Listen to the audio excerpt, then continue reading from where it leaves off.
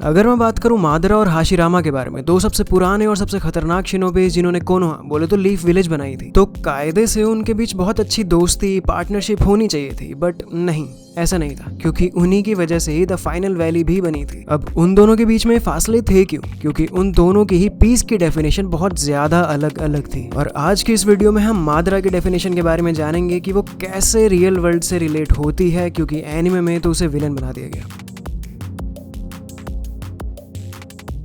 Hashirama Senju the first Hokage peace लाने के लिए एक ऐसा वर्ल्ड बनाना चाहते थे जहां पर सब लोग मिलजुल के रहे, mutual trust and understanding, a world without war. But ये सब कुछ कहने सुनने के लिए तो अच्छा है, लेकिन प्रैक्टिकल बिल्कुल भी नहीं है। और वो हमने एनिमे में देखा भी, क्योंकि 5th जनरेशन होकागे या फिर इवन 7th जनरेशन होकागे तक भी लड़ाइयां लड़ी जा रही हैं। हाँ, वो अलग बात है कि मेजर लड़ाइयां मादरा और उसके बाद फिर कुछ एलियंस की वजह से हुई, but war is a war. So Madara के तरीके से peace is still not achieved.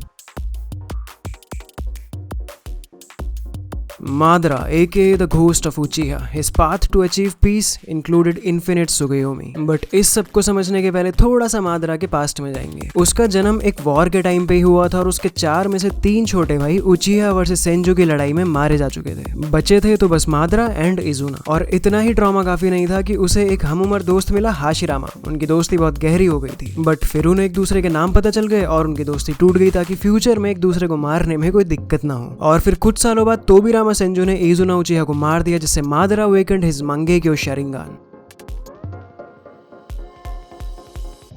इतनी छोटी उम्र में इतना ज्यादा लड़ाई झगड़ा, लॉस, केओस, ये सब कुछ देख के मादरा को एक बात तो समझ में आ गई थी कि आइडियल पीस लाना जो कि हाशिरामा चाहता था वो रियल वर्ल्ड में इम्पॉसिबल है, क्योंकि हर वक्त हर इंसान के पास कोई ना कोई एक ऐसी चीज या नीड जरूर होगी जिसको पूरा करने के लिए वो कुछ भी कर सकता है। और मादरा ये बात समझ गया था कि हर इंसान की अपनी नीड्स इंडिविजुअली पूरी होनी चाहिए, and that was the concept of infinite त्सुकुयोमी।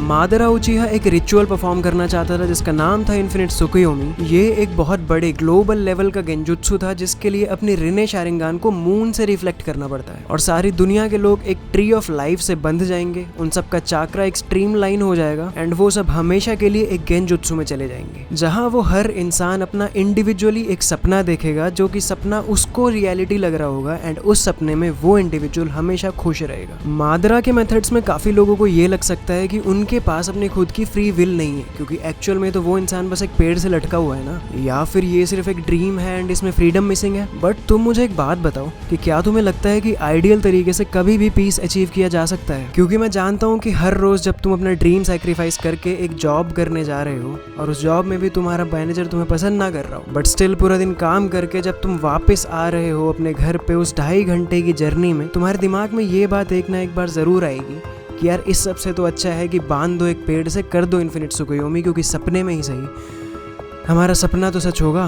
खैर, तुम्हारे क्या थॉट्स हैं इन दोनों के बारे में? कौन सही है कौन गलत, वो कमेंट्स में ज़रूर बताना। मादरा का ये वाला प्लान थोड़ा सा और डिटेल में जानने के लिए you can watch this video. फिलहाल इस वीडियो में इतना ही। Bye bye.